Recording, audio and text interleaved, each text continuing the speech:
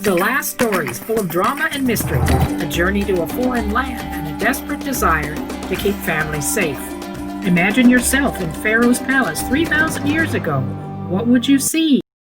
When Jacob heard there was grain in Egypt, he said to his sons, "Why do you stand around looking at each other? I've heard there's grain in Egypt. Go down there and buy some food for our families." Then 10 of Joseph's brothers packed up donkeys and supplies, but left Benjamin behind because Jacob was afraid he would lose him. In Egypt, they came before the leader of the land, who was seated in the Pharaoh's palace. As soon as Joseph saw his brothers, he recognized them, but he pretended to be a stranger and spoke harshly to them. "Where are you from?" he asked. "From the land of Canaan," they replied, "to buy food." He said to them, "You're spies. You've come to see where our land is unprotected." But they replied, "Your servants are 12 brothers from one who lives in the land of Canaan. One still is back there, and one is no more." Joseph said to them, "If you're honest men, let one of your brothers stay here in prison while the rest of you go back and take grain for your starving households. But you must bring your youngest brother to me, so your words may be verified and you will not die." They said to one another, "Surely we're being punished because of Joseph." Reuben replied, "Didn't I tell you not to sin against the boy? But you wouldn't listen. Now we must give an accounting for his blood." They didn't realize Joseph could understand what they said because he was using an interpreter. He turned away from them and tears filled his eyes. He had Simeon taken from them and tied up. He had the steward load their bags with grain, put each man's silver back in his sack, and give them supplies for their journey. After this was done, they loaded their grain on their donkeys and left. They stopped for the night, and one of them opened his sack to get feed for his donkey. And he said, "My silver's been returned." Their hearts sank, and they turned to each other trembling and said, "Why has God done this to us?" When they came home, they told Jacob what happened to them. "The man who's lord over the land said, 'Bring us your youngest brother, so I will know you're not spies. Then I'll give your brother back to you, and you can leave.'"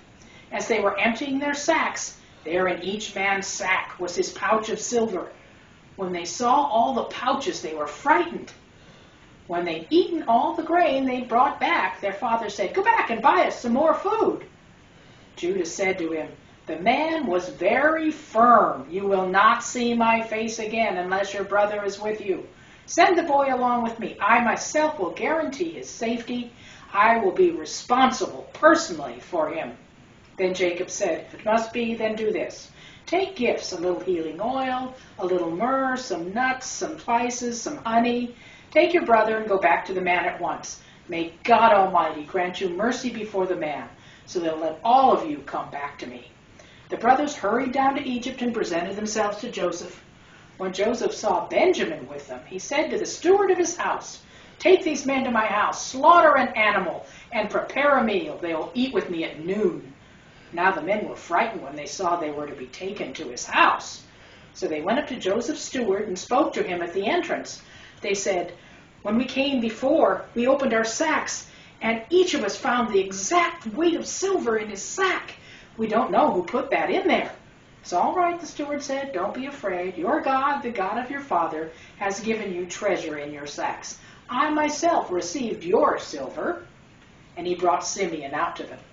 When Joseph came home, they presented him the gifts they brought, and they bowed low before him to the ground. He asked, "How are you doing? And how is your father that you told me about? Is he living?" They replied, "Your servant our father is alive and well." He looked about and saw Benjamin and said, "Is that your youngest brother, the one you told me about? God be gracious to you, my son."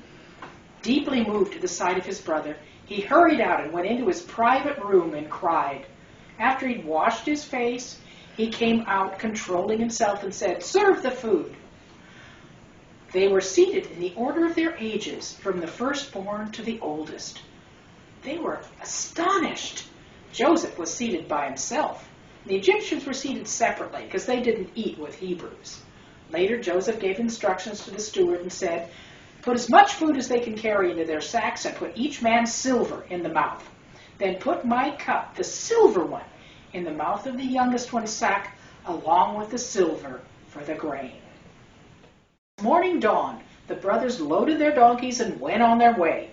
They didn't get far from the city when Joseph said to his steward, "Go after them right away and tell them, 'What have you repaid good with evil? You stole my master's silver cup, the one my master drinks from. This is a wicked thing that you've done.'"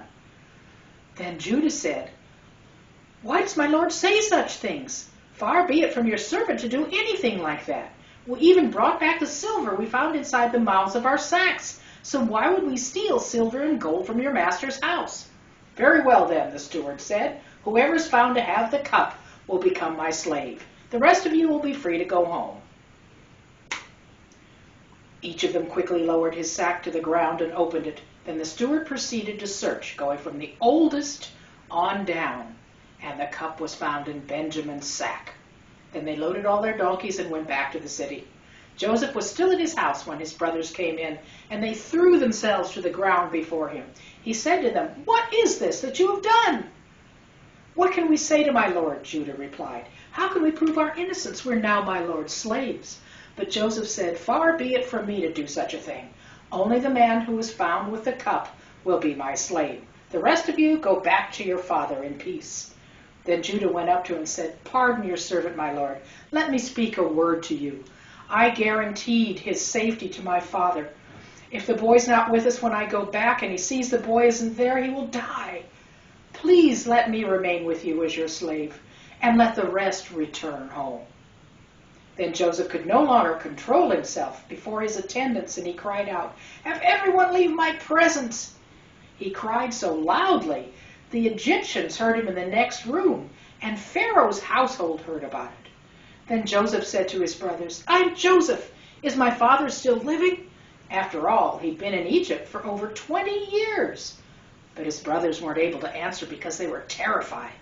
Joseph said, "Come close to me. I'm your brother, the one you sold into Egypt.